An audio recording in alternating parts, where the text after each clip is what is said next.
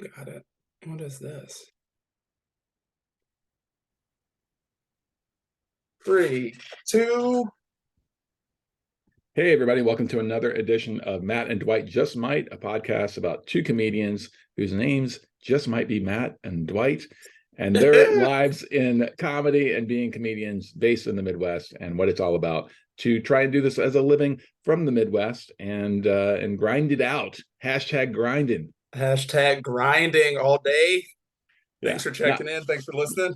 yeah, not today. There was no grinding today for me. Today was a recovery day. We'll get into that for a second. This is Matt Alano Martin. I'm one of your co-hosts, and with me as always is Dwight Simmons, the other co-host. yeah, that's how that works. I guess you can have more than two a co-host is it's open. Like when you have more than two hosts, is it a poly situation? Are they poly hosts at that point? Yeah, we don't dig into that lifestyle here. We're Yeah. just Oh, I thought you just were gonna say we don't put old labels school. on it. Yeah, we We don't. don't put labels. Just two co-hosts in the Mhm. Midwest. What are you Yep. recovering from? Well, I was just on the road last weekend and had kind of a bit of the last 24 hours of it, like the travel of it was a bit intense. We might as well just jump into like the recap of the weekend. Yeah, So I was at Funny Stop in Cuyahoga Falls with our good friend Brett Terhune, and we did two shows Friday, two nice. shows Saturday, and then we went up Saturday night after the late show to Cleveland and did a midnight show with Secret Society comedy, which I had never even heard of. I'm out of the loop a bit, I guess. Yeah. But How far of a essentially, drive is that? Cuyahoga to where? Cuyahoga to Cleveland is only Okay, about 45 minutes. But that's not bad. so we got done with that show about 2 o'clock in the morning. And and you've done the road with Dwight, or you've done the road with Brent. I And have done the road with myself as well. yes, yeah. And so, but Brent likes to go home. He likes to Mhm. drive home if it's within probably like I would say 6 is probably the most that he would try to do overnight. Yeah. But so then we drove 5 hours. So we roll into Greenwood, Indiana, beautiful Greenwood, Indiana, about 7 a.m. Mm-hmm. on Sunday. I crashed for a couple hours at his place. Then I got up, I just ran some errands, got my oil change, shit like that, and then drove to Cincinnati to feature for our friend Kelly Collette, Yeah. and then drove back from there to Bloomington. So I rolled into Bloomington about midnight. So it was just kind of like having like because I stayed up with Brent to keep him up on the drive, right? Right. Like I wasn't gonna just be an asshole about it, I just mean, like, all right, yeah. cool, get us there, while I Right. snore next to you in your car. And so yeah, man, like I my age, those kind of like weird like turnaround nights where Uh-huh. you're not in your normal schedule, and I know a lot of comics are nocturnal anyway, Right. where they stay up, super late and then sleep most of the day. I just don't do that. I try to keep the same schedule as my wife so that we can have a life together. We're not missing each other, sleeping Right. schedules, day schedules and stuff like that. So yeah, man, today was I just gifted it to myself. I Like love it. I don't have to create content today. I I'm don't proud. have to be sending I'm out junk proud of you. mail. Yeah, I'm proud of you. Take a day, yeah, recharge. Were you at Go Bananas with Kelly? yeah. So Okay. Sunday Go Bananas, which was it was so great. And they, like we talked about this before on the podcast, I think, about how it's always weird when you do a club and there's no locals hanging out, right? Hmm.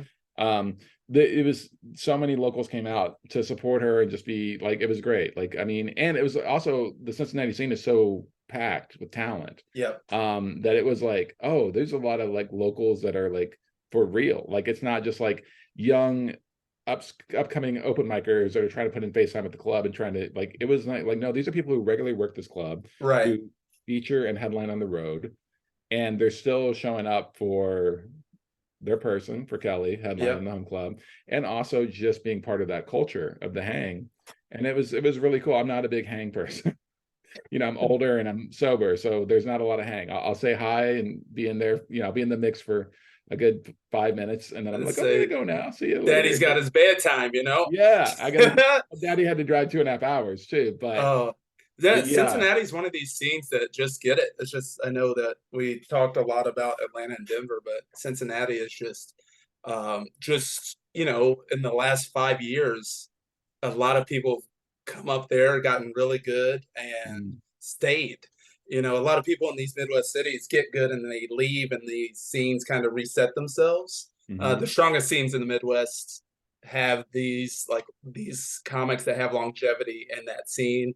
They set kind of like a leadership standard, and uh, I think that's why the club's so fun, like you mentioned, because Yeah. it is a hang. I'm a hang person. I like to hang, but the shows are good because it feels like you're performing in front of your peers, so everyone's kind of bringing their A game.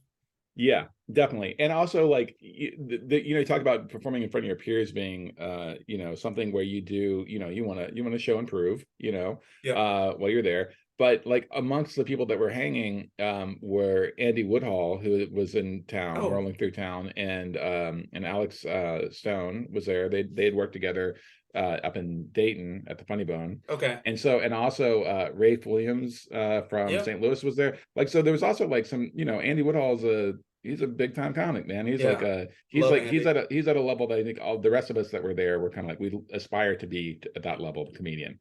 And I was thinking about like, were I a younger comic featuring, that might have gotten to me or whatever, but it's like Right. also at this point it's just like, okay, he's just another comic, he gets it, Yeah. I'm not Yep. getting my in my head because of who's in the audience anymore. But I Right. did remember those days when it would be like, oh, so and so is here. Yeah.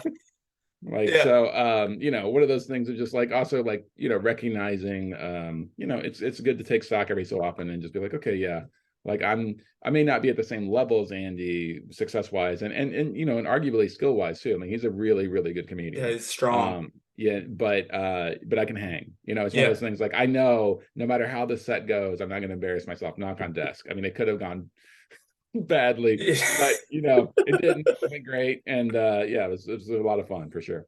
Right on, man. Are you working new stuff, or are you kind of in the greatest hits phase of where you at materially? Well, I kind of doing a mix. Yep. So I am dedicated to working on new stuff for this new hour, but also like with the Funny Stop, that was my second time there. I'd been there once before the pandemic, and it's a club I think feasibly I could headline. Hmm. And so I wanted to kind of also make sure I did well every Yeah. show so Yep. that I can go to Pete and be like, hey, what do you think about bringing me back as a headliner? And so the Sunday night show, I just kind of did the set that I had been doing at Funny Stop, which was, maybe out of the 25 minutes, there's probably about 5 minutes that's real new. Hmm. And then like another 10 that is new since the last special and everything. Okay. And then there's like here's some big moment things, right? Right. And I didn't really do the big moment ones at Go Bananas. I didn't do, these. I've got a couple of jokes. I have huge act outs that have, they just get a response. There's a thing about Yeah. a big act out. Most crowds, 99% of every crowd will react to that, and a lot of Yeah. times they'll give you an applause break. Like, look at It's you breaking a sweat up there, you it's know. it's it's the basis of my career, and I lean on it heavily. I can't write a new 30 minutes without having several act outs, But they're breaking that fun. sweat. Do you not think I've embraced it? Okay, for people not just listening to the podcast and not watching on the YouTube, Dwight just been into a little bit of a dance just now for Well, yeah, I everybody. just every act out is just me dancing around the stage. Uh, yeah, I try to make sure that they fit. They're not just they're not there just because You're not writing they're the joke there. around the act out. You're You know not. what You're would be not. fun if I sea walked and then made a joke that fits with sea Yeah. walking. Well, we do know comics that have written jokes that give them the excuse to take their shirt off to show their six packs. Oh Like my there god. are, Yeah. and most comics are not in good enough shape. So I guess credit to the few that can pull that off. Yeah. But there is a thing of like they just have to take their shirt off for this bit, and oh look Yeah. at that, they happen to be completely ripped underneath. Wow, what a quinky dink, It you know?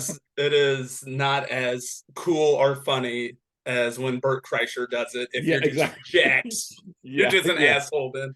Yeah, exactly. Yeah, and it's also not a bonding moment for anyone else, any other dude in the audience. I Yes. mean, like when Bert does it, you're like, yeah, man, yeah, Yeah. take your shirt off, dude. Yeah, Yeah.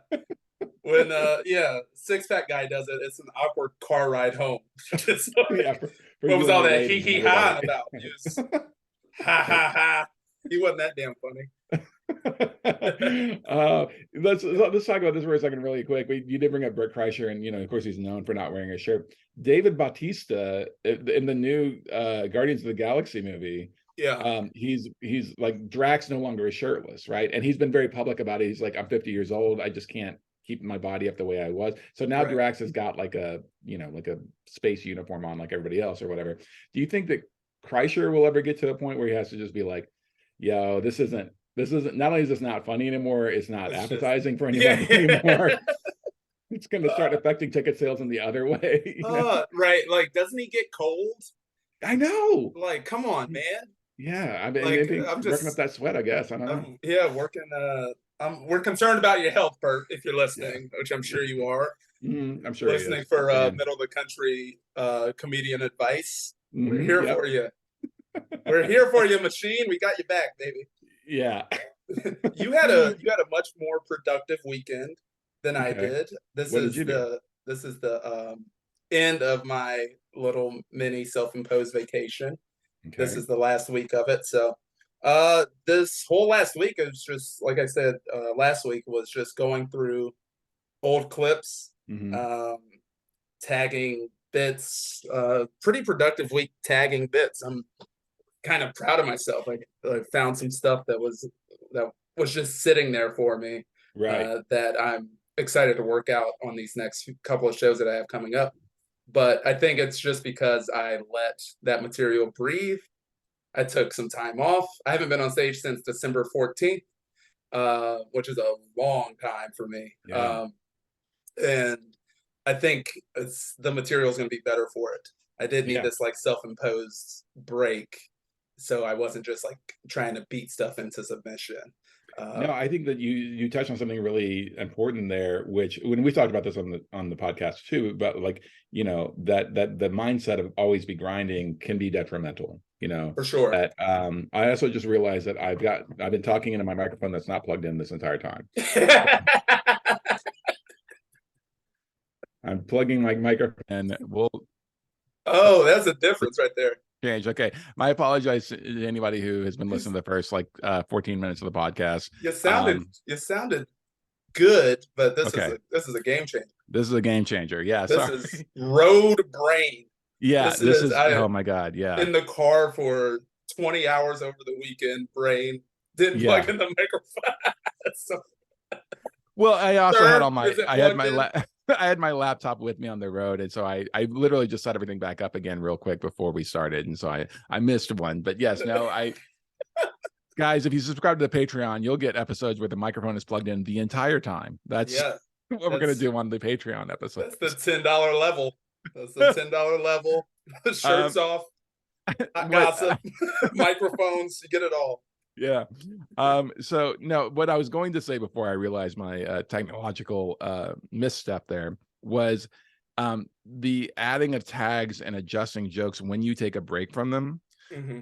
or also just you don't even have to take a break from them. I think allow yourself to always be open to playing with a joke.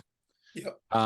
Particularly when you're tagging, when you're just trying new things at the end or whatever, because those, as long as you've got the basic structure of the joke and you've got the big punchline and you kind of have it, you don't Right. need to completely reinvent it constantly. But I have noticed, of course, now that I'm still doing some jokes that were on the album that came out in July, Yeah. I've got a couple more beats, and it's like, it's one of the, this is a dangerous mindset to get into. It's like, oh, this is so much better now because I had this extra turn at the end. Right.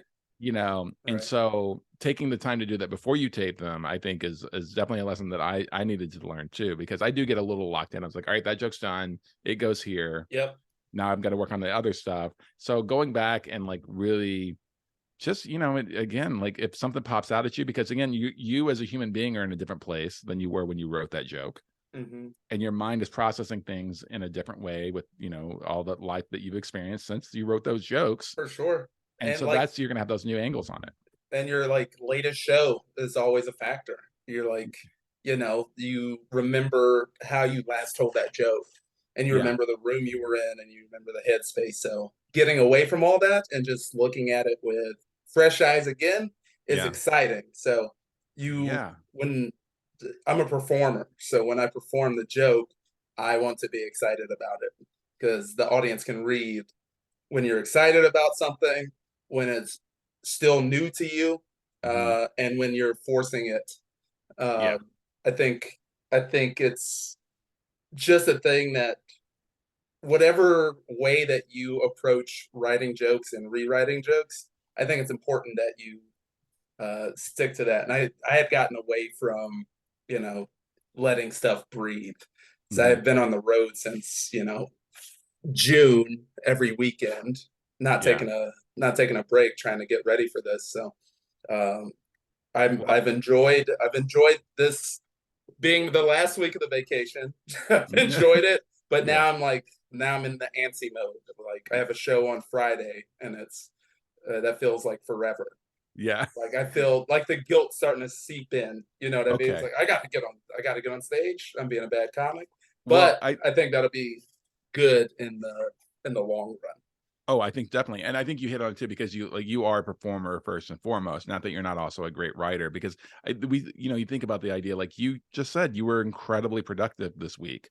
Yeah. You punched up all these jokes, you did all these tags, you're doing the work, but it's not on stage. It's not Right. scratching that itch. It's a different thing. You're doing the work, but it's Yeah. not scratching that itch of the energy transference between you and an audience, the ego aspect of it, which as much I as we miss don't it want to so admit it. much, man. I miss it so much.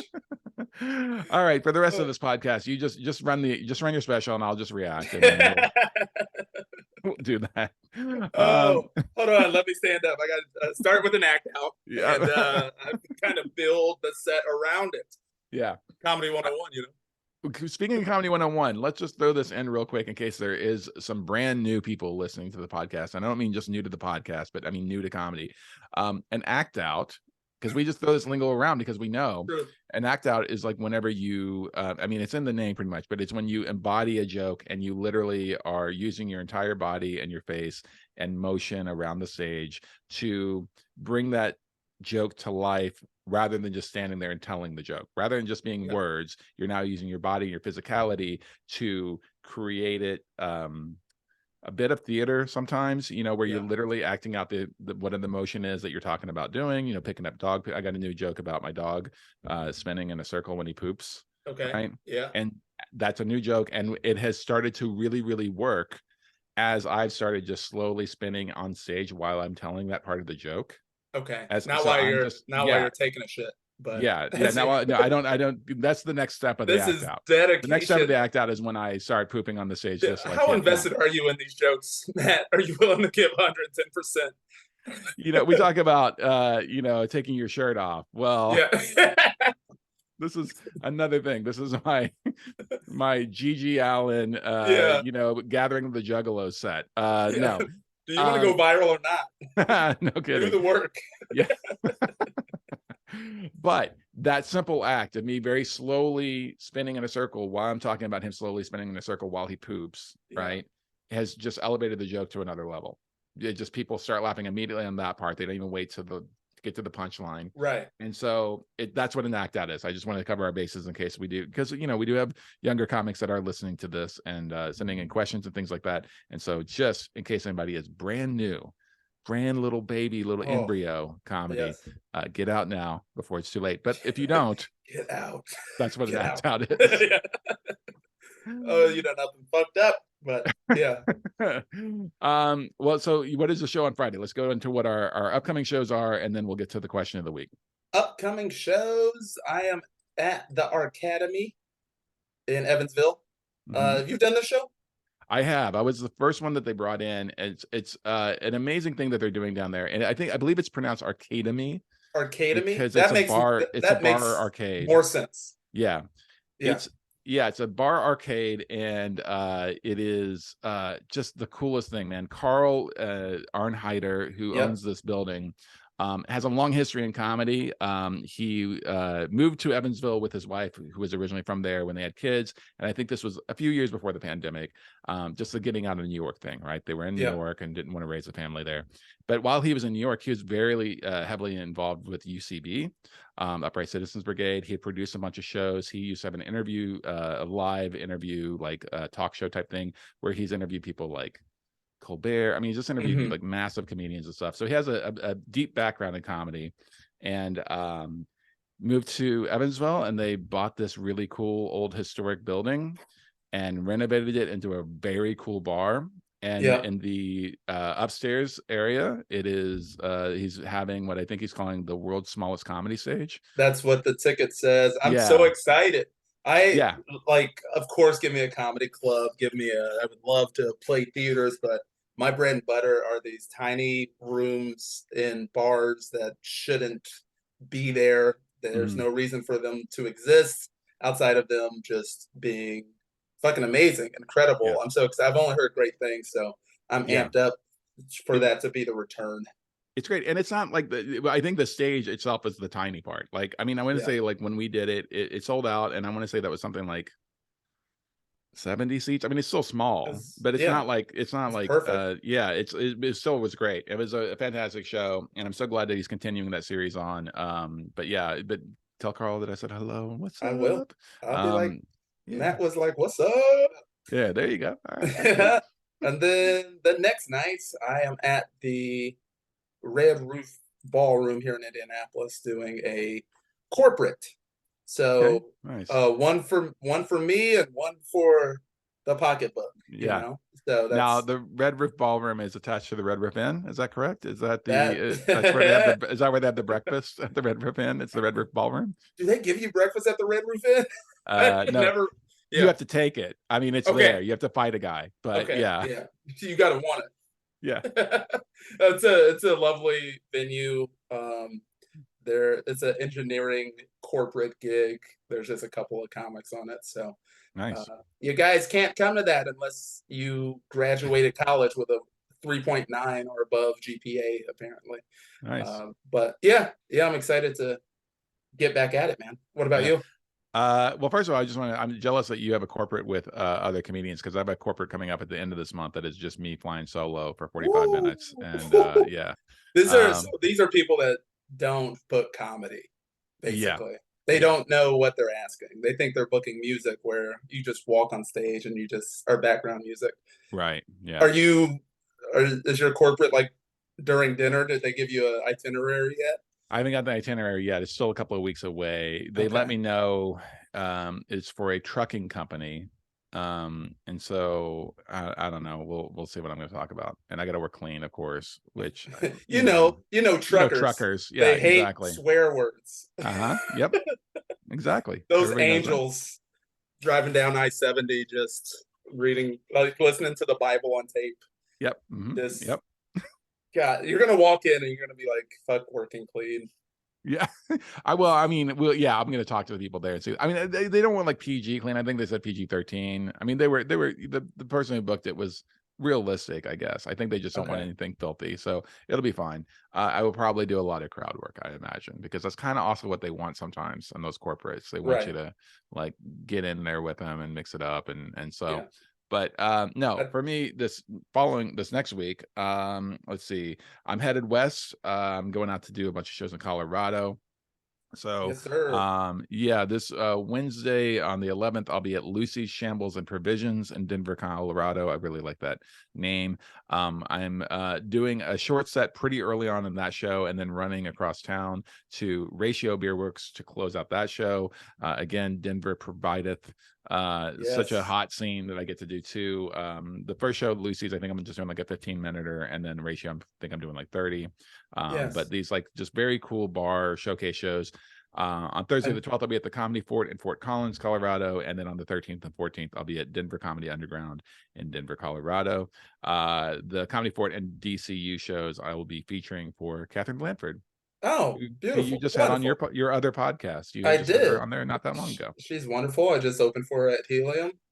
Oh, She nice. Yeah. is speaking of the grind, she has been on the road for it Mm. seems like 4 weeks straight, just I think night longer after than night. that. Yeah. Yeah. She really, she had a dual moment where she had a Mhm. don't tell clip go mega viral, where we Yep. got multiple million views on her don't tell clip. And then right after that, she had her Tonight Show appearance and did really well on there.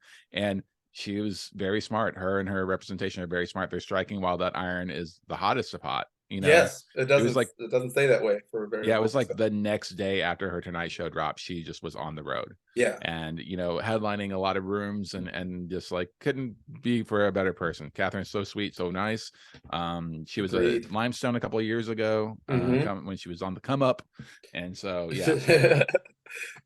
Yes, I do love Catherine. Those will be fun. Yeah, I know you don't drink, but Ratio Beer Works is one of the best breweries I've ever been to. So Okay. for beer heads I will out tell there, them. Dwight said, "What's up?" yeah, you tell them. I give them Don't your do this. address. Don't do the Budweiser voice or whatever you just did. The Oh, what's that? I don't think I was doing that voice. It was I that. think I we'll was like, let the tape speak for itself. It'll Dwight be says, the "Hello." it'll be the intro to the podcast. Oh my god. Yeah, we're bringing it back, everybody. We're bringing back tired, played out advertising gimmicks from how long ago was that commercial? I don't know, but 10 years that's ago, 15 years ago? my Megan's dad still talks about it, so it's a lasting impact that I continue to hear about. The Unfortunately. cultural touchstone. All right. Oh, you ready to Now, get into a question? hold on, wait. Oh, I'm not going to let this go yet. oh So, man, I do done you think fucked up now. Megan's dad brings that up because it's a way that he feels like he can bond and identify with his black son-in-law? 112%. 112%. That is the reason. He's just like, well, the last black people I saw were in a '90s TV ad, and yeah, It's like, they don't keep us up there in Wisconsin too much outside of yeah, yeah. Milwaukee. Yeah, up there in Wisconsin, they're not getting the black McDonald's ad, No. that plays in Atlanta. Oh, that's hilarious. Yeah, so we want to jump into this week's question of the week. Before we do that, thank you everybody who has sent in questions. We're still working our way through the first initial batch of them. If you do have a question, you can email us directly at mattanddwight@gmail.com. That is MATTANDDWIGHT@gmail.com. Or if you know us personally, you can slide into those DMs or text. And that's where this one came from. Someone reached out to you via text message with a question for the podcast that I think is pretty good. Yeah, it's good. It's from Matt Summerfield. He reached out and let us know that he just booked a show at Zany's in Chicago. So, Congratulations. congratulations, Matt. You guys got to ask for stuff if you want stuff, and he took some initiative, and and now he's booked at a very nice club in Chicago. So, uh, his So question, did he have a question, or is he just dunking on us? Like he's just he's like, like, yeah, yeah, I got booked at a I club. got a You guys set. aren't working. So Yeah, it's very passive aggressive. It's I'm gonna spark note this question just because it's very lengthy. We okay. appreciate you guys sending in questions that are outrageously long novels, but I'm going to spark note it for you. His question mostly is in regards to pay and what you should expect to get paid per show at each level. So, Okay. for example, headliners get paid Hmm. what for bar shows versus club shows. Features get paid what. Hosts should expect to get paid what. Um, and um, he asks about like travel expenses and stuff like that. We don't have to dive into that, but initially, what are your thoughts on what to expect for pay and and I guess sort of the etiquette on asking uh, each venue what to Right. expect? Yeah. Well, I'm not the best at this. I will say I'm not. I know comics that are way better at negotiating and being upfront and holding to their price points on what they'll do and what they won't do. Mm-hmm. And I'm not the best at it. I do think a general rule of thumb that I've always heard for in the Midwest is if you're headlining a club, okay, like Zany's, okay, Yep. if you're headlining an actual comedy club, bare minimum it should be $200 a Per show set. Yep. per set, yeah.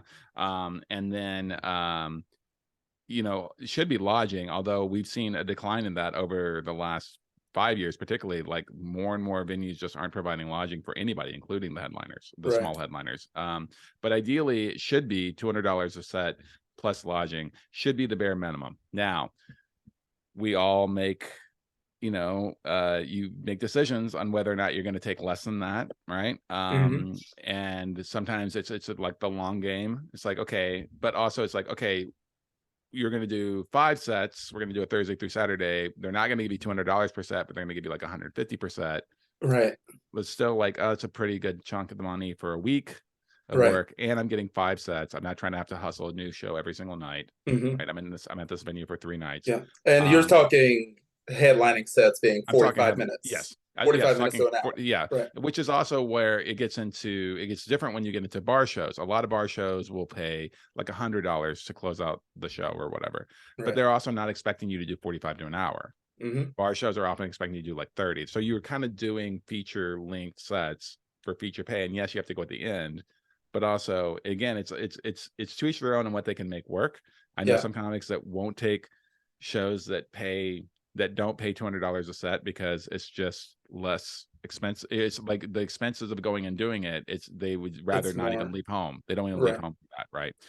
And then that scales up too. Like we know from talking about trying to book various headliners at Limestone, there are some headliners that you have to pay a ton of money just to get them to leave New York Right. or LA, right? Right. And so people make their own decisions. I personally, I feel like the $200 per set it works for me. And then the scaling it back down from that, feature set at a club, this seems to be all over the place. And we know because we also still feature sometimes. Yeah. Generally, it should be at least $75 a set. It's nice when it's $100 a set. It used to be $100 a set was kind of a standard. Right. Some places even it was $125 a set, although that has also kind of gone away. But I mean, I'll be very transparent. Like to feature at Go Bananas, I got $100, right? To feature at the Funny Stop, I got 75 a set, but it was 4 sets. Right. Now, how much time did you do? Did you do the 30 minutes every set, or did it No, and vary? that's the other thing is like at Funny Stop, because they always have guest sets by locals. So I was only doing 20. Okay. So there's also that. It's like I'm not doing a full 30. Right. And it's like I mean, I would have rather done the full 30 for various reasons, but so it's also one of those things like, and lodging was provided, so for the Funny Stop. So it's all over the place. I had heard that like the House of Comedy, there was an article that's written about the House of Comedy in Arizona. I guess they're not all connected anymore. I think they're all independently owned now. They just kept the names. I think that's right.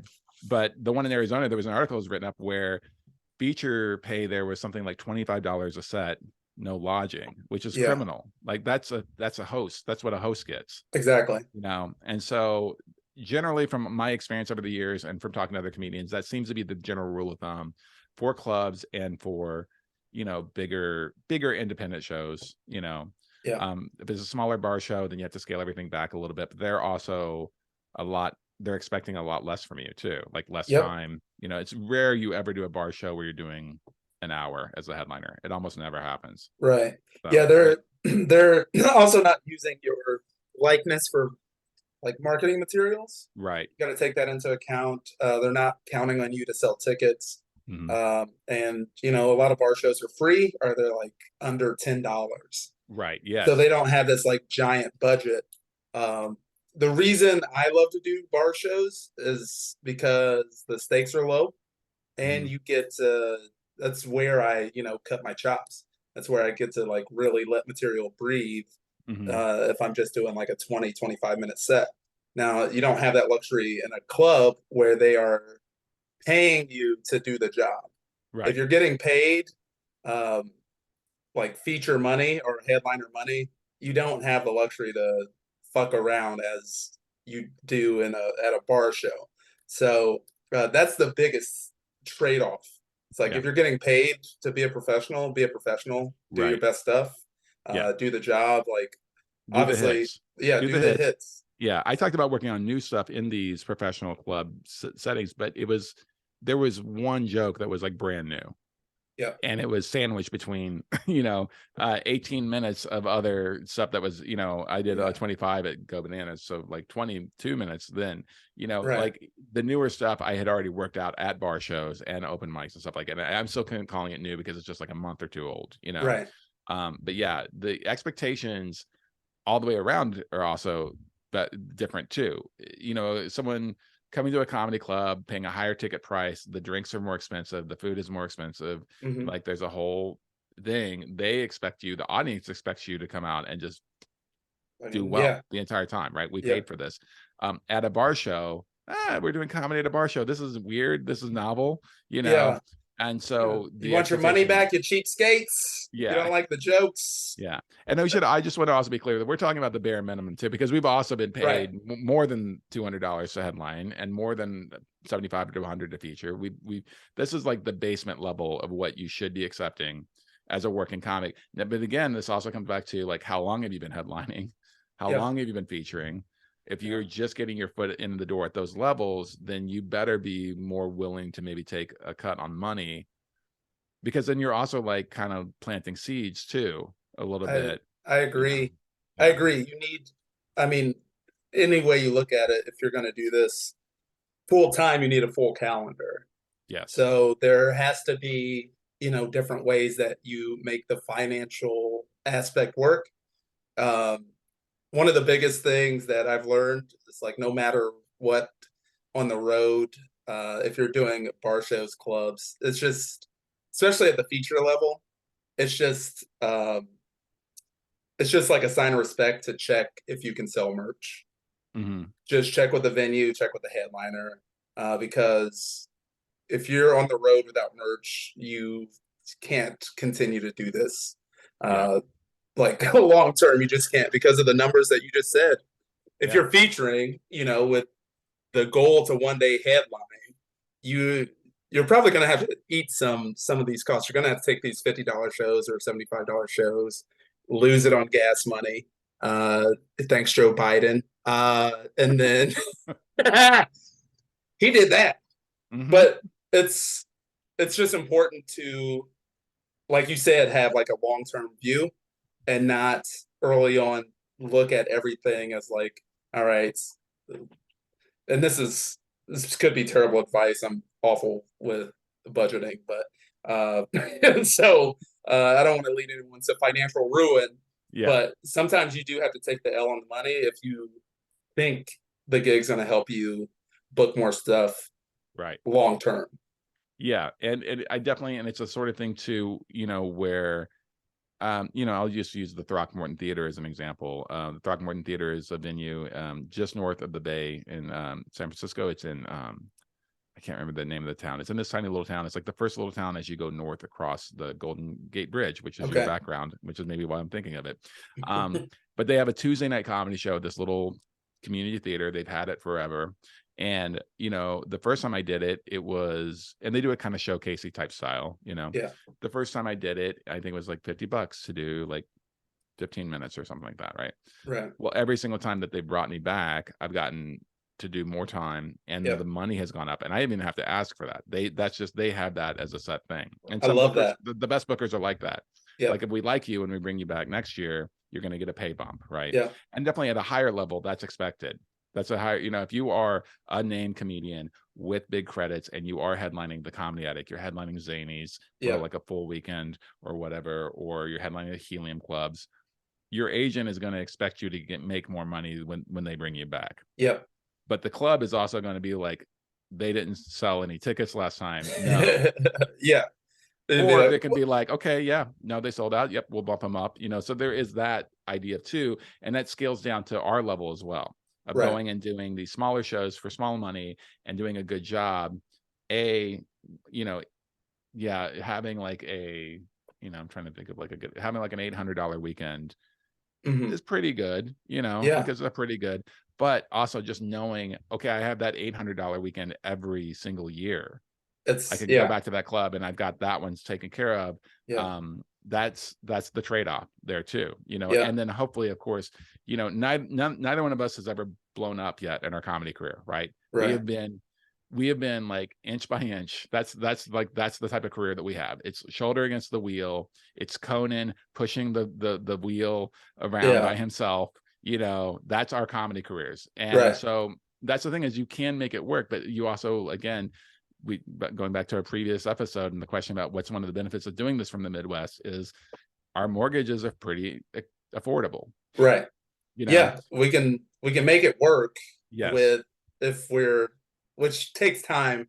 You find out, okay, I can trust these promoters or bookers, Yeah. and like you learn to see patterns of like, okay, a lot of good comics are doing these shows. Oh, definitely. It must pay fairly, Yeah. or I could route like what you're doing in Colorado, in Denver, and Hmm. just I can route a whole week out of Yeah. different shows and make it financially Right. viable. And also coming back to that, let's talk about the importance of routing and like I think not having an ego or being too hung up on what you get paid to perform. On my way to Colorado, I'm closing out an open mic in St. Louis for Hmm. $40. Right, I have to drive through St. Louis anyway. right, I might as well stop, get out of the car, do 15 minutes or whatever it is, yeah, and get that $40. yeah, Like, why wouldn't I do that? It's like, exactly. oh, and like the best headliners, even bigger headliners, you see still like will pop in and do shows, like little Hmm. shows. The Secret Society show that Britt and I did in Cleveland, they told us there was a good chance that Josh Blue was going to do it. He was in town at Hilarities. And then he Okay. wound up not doing it, probably because it's midnight and who wants to, we old, man. Why are we doing the shows? But he wasn't going to get Josh Blue money to do this Exactly, extra secret show. Like, exactly. but I'm sure he's popped in and done those shows before, and we've seen people do that. And so, like, the money is important. You have to always be thinking about it, but also sometimes you got to just do it for the love of the game. And Yeah, also, if you're new, like there's no reason to look at this aspect of it.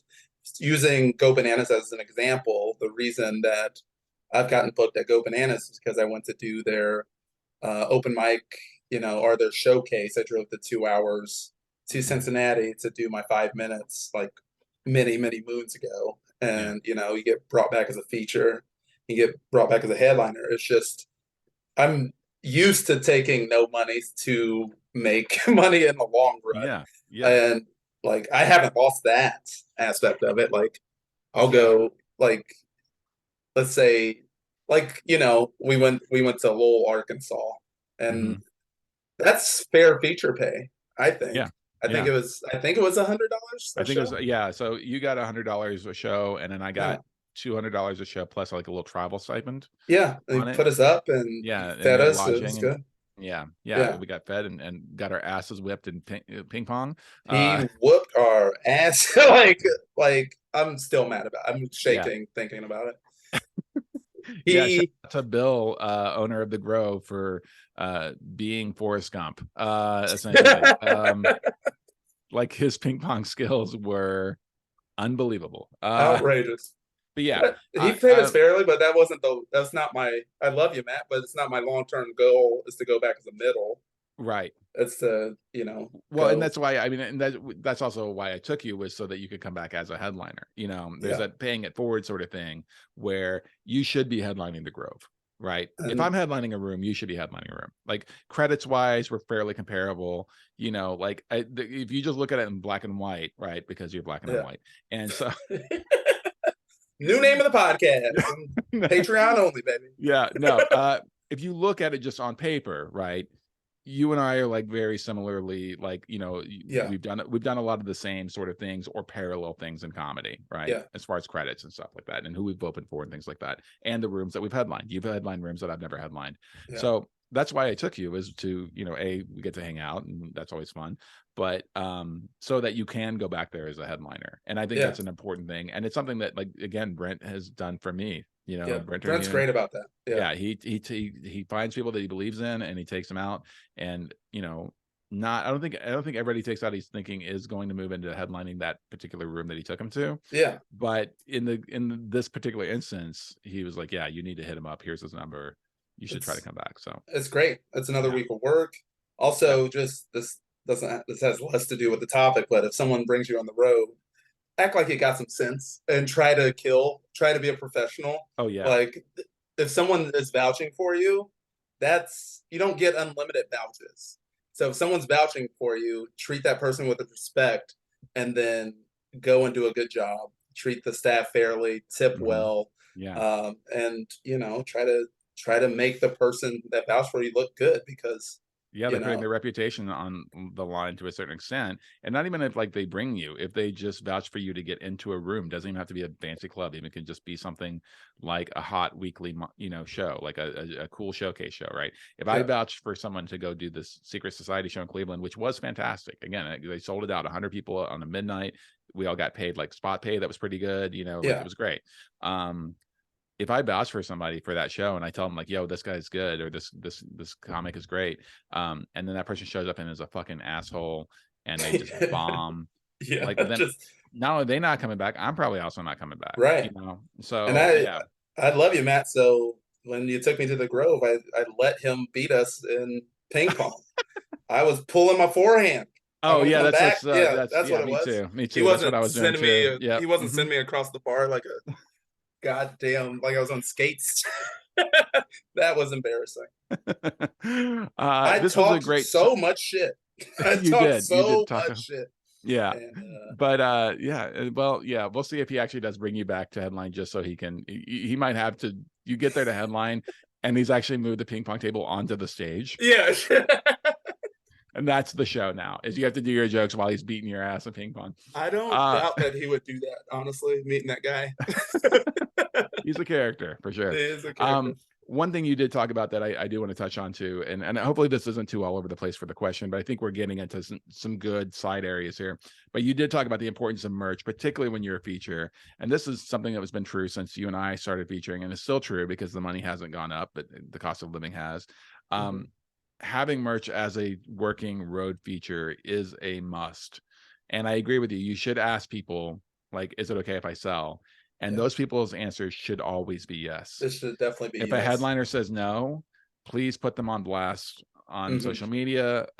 Like if they're gonna, I'll just say it, if they're gonna be an Ian Bag about it, because he's the one who's most famous for doing this, for not letting his features sell, Right. then the comedy world at least should know that that person's a piece of shit. Yeah. But there's also a level to it too. Like I felt a little bad because I have 3 things of merch now, and I almost thought like when I'm featuring, I should just pick one, right? Interesting. Yeah. But because I'm friends with Brent and I'm friends with Kelly, and I talk to them and they're like, no, it's fine, whatever, it just, to me, it feels a little weird at the end of a feature set to like go through a merch pitch where I'm like, Right. just keep bringing things out, and it's 3 different things. It's like Yeah. t-shirts that I'm still trying to sell through, Yeah. koozies that are brand new, and then CDs that I'll be stuck with for the rest of my life. And Yeah. so, you know, but I always feel like a feature should only have like 1, maybe 2 things at most. Right. And also you shouldn't undercut your price on what you're selling it for. Brent also has koozies and shirts, and so I just matched his price. Yep. My koozies were the same price as his koozies that weekend. Yep. I didn't do that the following night. I did a more of a like pay what you want kind of thing for my koozies, right? Because Right. I'm testing that as a lot of comics think that that's more successful for small things like koozies and stickers than a set I price. live by it. It's great. Yeah, but having merch is very important. You and I both had the conversation about there is a downside of when your merch is tied to a specific joke that you have, Yes. because then you have to do that joke every single set. Hmm. And so we both have shirts that are not really tied to anything right now, right? Well, I guess yours is so the KKK shirt. Yeah. I mean, I sold out of those and I didn't Okay. order more. Okay, so good. Yeah. But yeah, I've done like the biggest ones. I had this DMX bit that's 15 minutes long, and I made merch for it. So anytime I want to sell this merch, I have to take up either half of my set or a A third of my third. set, Yeah. and it's exhausting. Yeah. It's Yeah. it's exhausting. It was a bad idea. I did Yeah. sell a lot of wristbands, but uh, yeah, usually. So, for example, Brent has a shirt that isn't tied to Yeah. any of his bits. It's just his merch pitch. It's just a It, joke. It's a joke it's on a just a shirt. joke, Yeah. It and takes him he, 20 seconds to show the shirt and do the yep, joke. and Yeah. he sells a trillion of them each Yeah. show. So, Yeah, and so and same thing with his koozies. His koozies are standalone jokes things. yeah, What I've done is I have a shirt that's designed by the amazing Laura Sanders. I cannot recommend her enough if anyone is looking for artwork to be done. She's also mhm, a fantastic comedian, but she did Spark Tabor shirt, which I really loved. And like Sparks, it's just like a artistic rendering of my face, like in a crazy way. Right. And that shirt's not going to be for everybody, right? Because it's Yep. not a dick joke, you know. That's the thing, Right. is like on the road in the Midwest, the more your merch looks like something you would buy at a Spencer Gifts, the more you're going to sell. And I could get you this know, at a Love's truck stop. I'll take yeah, 3. if it looks, if yeah, I always say that the ideal Midwest merch, comedy merch, would be a shirt that just said "Who Sharded?" Like that would Yeah, sell a man. million. And we know comics, we've worked with comics who have merch like that, which I could never bring myself to do. Oh, But you could add an additional wing. You got you're in a new yeah, tax bracket with the Who yeah, Shorted if you shirt. do that kind of, yeah. But it has to be something you're comfortable with, but also like, and again, if you're doing hipster rooms or whatever, then it's also like kind of knowing what your audience is in the rooms that you're playing, which is Yeah, why I went with koozies too, because koozies they're cheap to get made, they're yeah. easy. A lot of Midwest club people, the people that come out to a comedy Love club in their the koozies, Midwest, man. they love their koozies.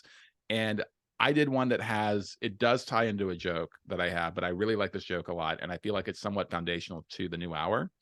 Yeah, And so I'm kind of betting on it. I'm like, okay. And I'm at least betting I'm not going to get sick of this joke before I sell through these koozies. right.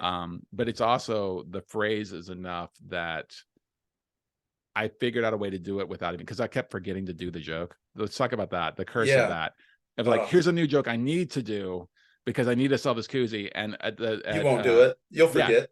three out of the four 110%. Yeah. 3 out of the 4 funny stop shows, I forgot to do the joke. So Oh, then I wow. just had to kind of, which was that was the thing that I learned this week, when it's how to sell this koozie, because it was my first weekend with it, without doing the joke. Because you still have to be like funny about it. Like when you're doing your merch pitch, if you have a little joke about each piece of merch, Yeah. like my CDs, I'll either do, like, if there's a young person right up front, I'll just like hold it up and go, all right, so this is called a compact disc, Yeah. right? And then if the room pops on that, then I'll riff on it a little bit, right? And it's just Yeah. like the old Tim Wilson thing of like, I'm old, you're young, I'm Yeah. gonna do this jokey thing Buy my that CD. Yeah. yeah, so that kind of stuff. If there is nobody like that, then my thing with my CDs is I say, the way I ended is like, so if anybody's driving a 2011 Honda Civic, come and see me Love after it. the show, right? Yeah. I figured out, and you get a laugh on it, you get a laugh on that merch pitch, and that's important, man. When you don't have a little jokey joke for your merch, Yeah. if it doesn't tie directly into a bit that did really well, then you're going to sell 10%. If you have, like, you can make them laugh while you're talking about the merch, Right. then it's going to go so much better. It's great. It's like, it sucks when the joke doesn't work.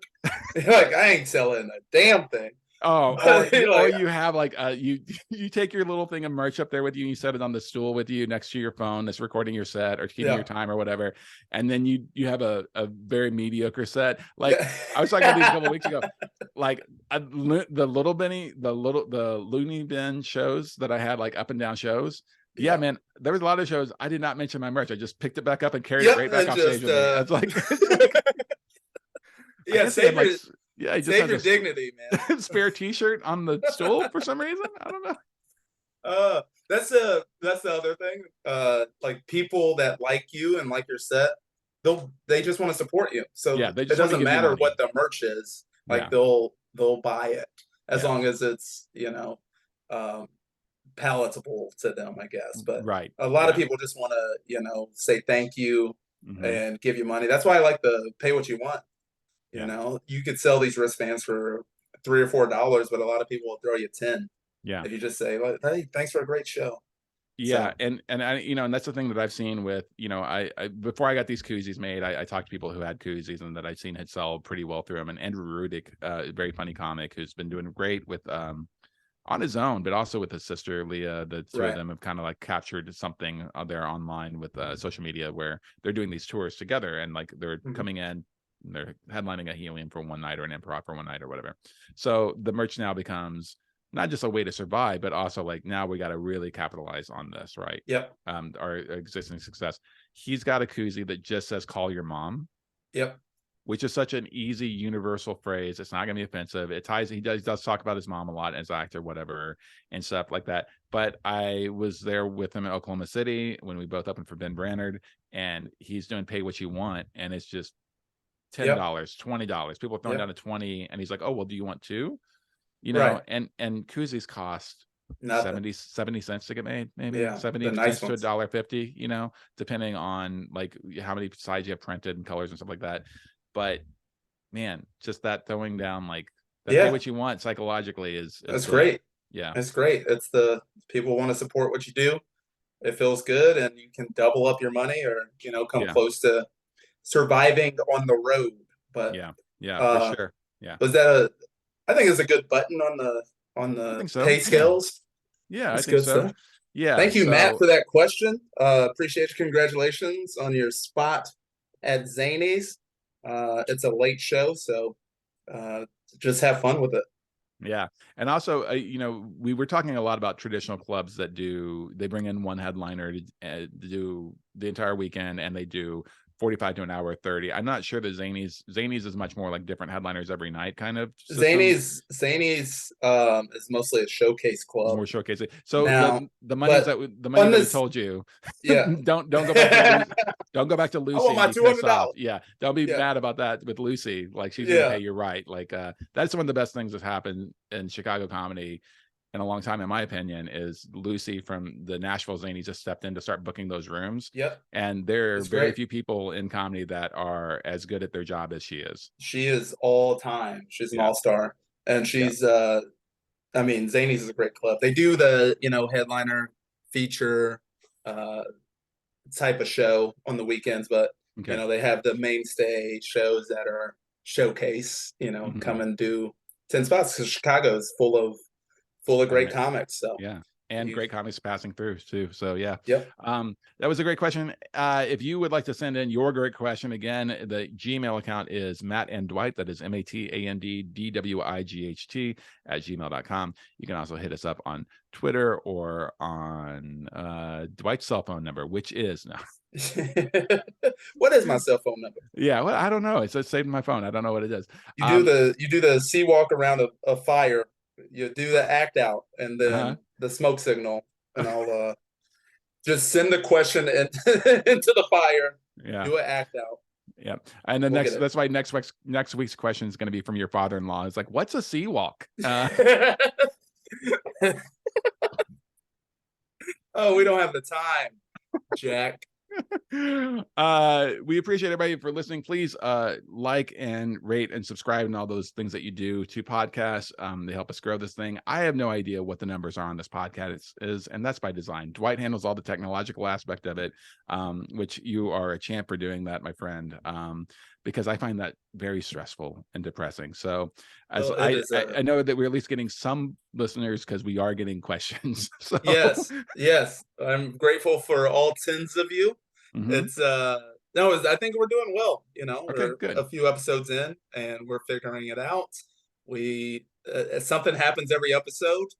Like this, the mic mishap is Uh-huh. hilarious, but uh, I can't do a proper count you in, so you can do the intro. But We by nailed it today. episode See? 10, we're gonna figure it out. Yeah, we got we learned, like, last week we fucked up the count in, which should be the easiest thing in the Yeah, world.